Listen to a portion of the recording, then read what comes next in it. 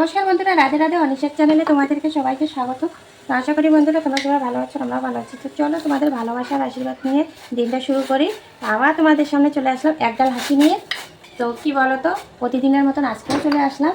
তো আজকের দিনটা তোমাদের শুরু করতেছি চা দিয়ে, কারণ আমি এখন সকাল থেকে এখনো চা খাইনি। তো প্রায় 10টা বেজে গেছে, এখন আমি চা খাবো। তো বোনকে ফোন করলাম, ও তো এখনও ফোনে উঠাচ্ছে না, মানে ঘুম থেকে এখনও উঠে নেই। তখন আমি চাটা বানিয়ে নিই, চাটা বানিয়ে নেওয়ার পর ওকে আরেকবার ফোন করবো, যদি আসে তাহলে দুজনে একসাথে খাবো। এখানে সকালে মানে চায়ের সাথে যে খাবো। তো আমার একটা দেওয়ার ছেলেকে আনতে বলেছিলাম আমি একটা ব্রেড, মানে 30 টাকা দিয়ে বড়গুলা।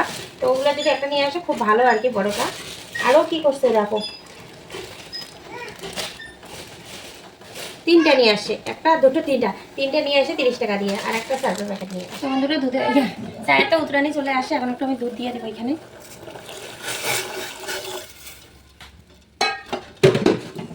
তো চায়ের কালারটা ভালো হলো না, তার মানে চা পাতা ফুলা ভালো নয়। দেখবা চা পাতা যদি ভালো হয় চায়ের কালার ভালো হয়, চা পাতা ভালো না হলে চায়ের কালারটা একটু কীরকম শ্যাওলা কাটিম হয়ে যায়। তো যাকে আমার এখন চাটা হয়ে যাক। বন্ধুরা আমার কড়াই গরম হয়ে গেছে, তো এখানে একটু ব্রেডগুলো সেঁকে নেবো। সেঁকে নিলে না খাইতে ভালো লাগে, আর এমনি যদি খাই কীরকম একটা গন্ধ গন্ধ লাগে। তো সেঁকে নেওয়ার পর একটা আলাদাই খাইতে টেস্ট। তো তাওয়াটার মধ্যে সেঁকতেছিলাম, তো তাওয়াটা মাজতে লাগবে। ওই কালকে আমি মানে একটু তাওয়াটার মধ্যে একটু কাজ করেছিলাম, তো তাই আর ধোয়া হয় নাই, তখন একটু সেঁকে নিই। তো চা হয়ে গেছে, এখন চাগুলো ঢাইলে নিই, সবাই মিলে খাবো। নে তোরটা তুই বোতল না ভাইয়া তোর সার কালার আছে যাইছি তুই তুই পাতি ভালো নেই।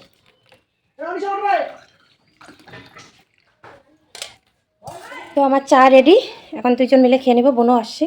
তো চলো বন্ধুরা, দেখতে পাচ্ছ ছোটো ছোটো গুটি গুটি আলু, আর ওগুলো আমি এখন ভাজির জন্য কুটলাম। আরও কুটবো, মেয়ে দেখি ঘুম থেকে উঠে গেছে। আর দেখছো ওর মামা নিয়ে আসে আমার মেয়েকে, ওর ছেলেকে। যাও বন্ধুরা যাও। তো বন্ধুরা এগুলো এখন নিয়ে নিয়েছি, এখানে এখন পেঁয়াজ কুচি কুচি করে কেটে দিব, তাহলে মেখে দিলে এখন স্বাদ লাগবে। আর গরমটাও পড়ে গেছে এখন, আর গরমের সিজনে মানে পান্তা ভাতটা খাইতে, যারা মানে মাঠে ঘাটে কাজ করে ওদের জন্য পান্তা ভাতটা খুবই প্রিয়। কেন মাঠে কাজ করবে আর গরম ভাত খাবে, আর ওদের মধ্যে তখন কাজ করতে অসুবিধা হয়ে যায়। তো যে এরকম করে পেঁয়াজগুলো কুচি কুচি করে দিচ্ছি। তো দেখো আমার শুটকি পোড়া মাখা হয়ে গেল, আর ওই দেখো ছেলেরা এখানে পান্তা ভাত নিয়ে বসে আজকে শুধু এই যে মাছ বানাবো, মাছের ঝাল বানাবো আর আলু ভাজা, এই দুই সবজি দিয়ে আজকে দুপুরেটা চলে যাবে। তো আমার শাশুড়ি বানায় এরকম করে আলুগুলো চাকা চাকা করে ভাজি করে খেতে খুব ভালো লাগে, তাই আমিও এরকম করেই ভাজি করি, মানে আলাদাভাবেও ভাজি করি। আজকে মনে হলো এইভাবে ভাজি করছি, এইভাবে ভাজি করে নিলাম। কখনো কখনো শাশুড়ির স্মৃতিগুলো একটু মনে রাখতে লাগে। দেখো আকাশের অবস্থা, এত হাওয়া দিচ্ছে, আর বাড়িঘর আমার পাতা পড়ে ভরে যাচ্ছে, দেখতে পাচ্ছ? এত সুন্দর হাওয়া দিচ্ছে, মানে গরমের জন্য ঠিক আছে, কিন্তু আমাদের বাড়িতে তো গাছ দিয়ে ভরা, চারিদিনের বাজে।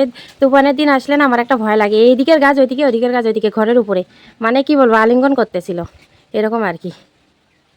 তো এত মানে হাওয়া দিচ্ছে, আর কি বলবো, আমার এই গাছগুলোকে নিয়ে না প্রচুর টেনশন হয়। যখন পুরো হাওয়া আসে তখন এই গাছগুলো এমনকি ঘরের উপরে মানে পড়ে যাচ্ছে, এত হিলে যায় গাছগুলো। তো দেখতে পাচ্ছ, গাছগুলো বাড়ি হলে যা হয়। তো এই যে এখন বাসন কটা মেজে নিই, তারপরে তো ওগুলো ধুবো, তোমাদের সাথে তো একবার শেয়ার করলাম। তো চলো একটু বসলাম, মানে কাজ করতে করতে না একটু ক্লান্ত লাগে যাচ্ছে, আর আমার মাথাটা না ঘোরাচ্ছিল। তো কি বলো তো, বেশি যদি এখন কাজের চাপের মধ্যে থাকি, আবার যদি মাথা ঘুরে যায় আমারই অসুবিধা হয়ে যাবে, কারণ একা, মনে করো একাই তো আমি, যে আমি যদি করে থাকি কি আমার কাজগুলো করে দিবে, তাই না? তো যাকগে, তো মেয়েটাকে দিয়ে আসলাম আমার বোনের কাছে। ও বোন বলতেছে কয় ঘরের মধ্যে এখন নিয়ে আসি, তো ওকে দিয়ে আসলাম। তো দেখতেই তো পাচ্ছি আমাদের থাল বাসন কাপড় চোপড় এখন সব আছে। তো বন্ধুরা সকাল থেকে শুরু হয়ে যায় আমার ডিউটি, সারাদিনে আমার চলতে থাকে। কখনো কখনো হয়তো পূজাটা সকাল সকাল দিতে পারি, আর কখনো কখনো পারি না। এবার আমি যদি পূজা দিতে যাই, আমার ছেলেদের পড়া নষ্ট হয়ে যায়, মানে ওরা প্রাইভেটে সঠিক পড়া দিতে পারে না। ওকে যদি ধরতে লাগে, এখনও তো বেশি দুষ্টুমি করে, আর মনে করে এদিকে ওইদিকে চলে যায়। ওদেরকে তো আগে যেমন ছোট ছিল, যেখানে শোয়া রাখতো এখানে শুয়ে থাকতো, এখন তো এটা থাকে না। তো ছেলেদের না পড়ালেখা ডিস্টার্ব হয়ে যায়, তার জন্য আমি সকালবেলা ওদের কাছে দিই না।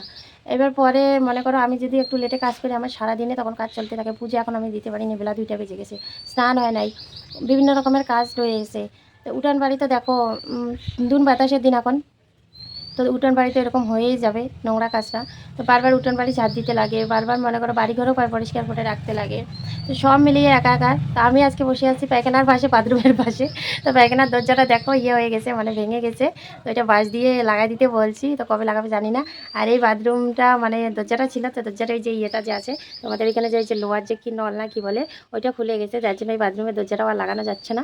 তো অ্যাঙ্গেল না কি বলে, যাকে ওইরকমই একটা হবে, তো এটাও লাগানো যাচ্ছে না। তো পর্দা লাগাই দিচ্ছি। এটা আমার শাড়ি। তো আগে এই শাড়িগুলো কিন্তু খুব চলতো, তখন আমি এটা আমার বরের থেকে টাকা নিয়ে জোর করে 600 টাকা দিয়ে শাড়িটা কিনছিলাম। তো এখন তো এগুলো শাড়ি কেউ পরে না, তো আজকে প্রায় 15 বছর হয়ে গেছে। তো যাকে, তো ওইখানে বসে বসে আমি ভাবতেছি তোমাদের সাথে একটু কথা শেয়ার করে গল্প করে নিই। যখন এমনি বসে আছি মানে মাথাটা একটু কীরকম করতেছে, তো আর কত করবো, শরীরটা আমার দুর্বল হয়ে গেছে, চলতেছে না, মানে এমন পরিস্থিতির মধ্যে পড়ে আসি। তো তোমাদের সাথে যে 5টা মিনিট বসে কথা বলবো সেটা না, আমি কাজের মাধ্যমে তোমাদের সাথে কথা শেয়ার করি, কখনো হয়তো ভুলভালে বলে ফেলি। তো বন্ধুরা, তোমাদের কাছে একটা রিকোয়েস্ট, আমার যদি কথাবার্তা কোনো ভুলভাল হয়ে যায়, নিজের মেয়ে বলে বা নিজের বোন বলে মাফ করে দিও। কারণ মানুষে দেখবার চলার পথে ভুল হয়, বলার পথে ভুল হয়।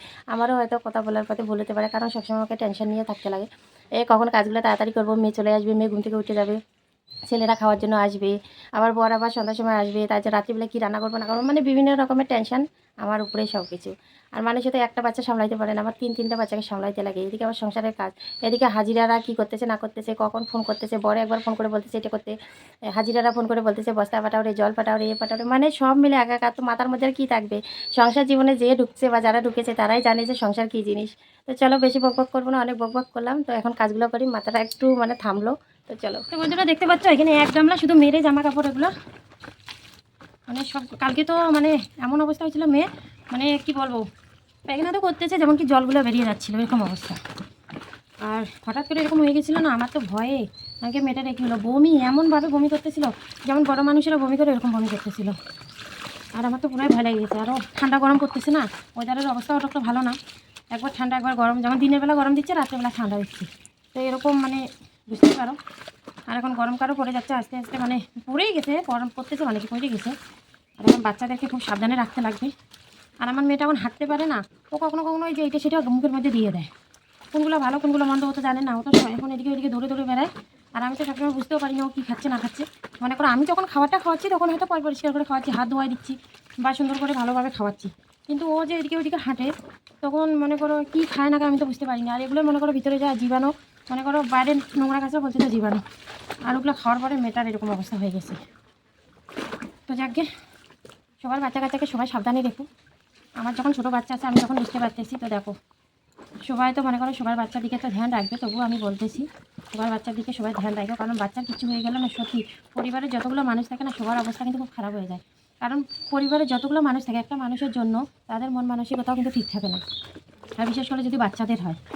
আমার পরিবারে তো আমার স্বামী আর আমার সন্তানের যদি কিছু হয়, যেটা সত্যি কথা আমি স্থিরভাবে থাকতে পারি না, আমার পুরো টেনশন হয়ে যায়। আর আমার সব থেকে মানে দেখো মানুষের তো আশীর্বাদ কাজে লাগে সেটা আমি জানি, কারণ 10 জন যেখানে ভগবান সেখানে, সেটা আমি জানি। মানুষ তো সব মানে শ্রেষ্ঠ, কিন্তু আমি যখন বিপদে পড়ি আমার তো গুরুজনেরা আছে, এখন আপনারা আছেন, আমার মাতা পিতা আছে, আমার শ্বশুর শাশুড়িরা আছে, আমার নিজের শ্বশুর মশাই তো মারা গেছে, কিন্তু আমার আরও যে আশেপাশে শ্বশুরেরা আছে, মানে যত গুরুজনরা আছে সবার তো আশীর্বাদ আছে। কিন্তু যখন আমি বিপদে পড়ি, যেটা সত্যি কথা, চোখ বন্ধ করে আমি ভগবানকে অন্ধের মতন বিশ্বাস করি। আমি জানি যখন আমাদের খারাপ সময় যায় তখনও ভগবানের হাত, যখন আমাদের ভালো সময় যায় তখনও আমাদের ভগবানের হাত থাকে।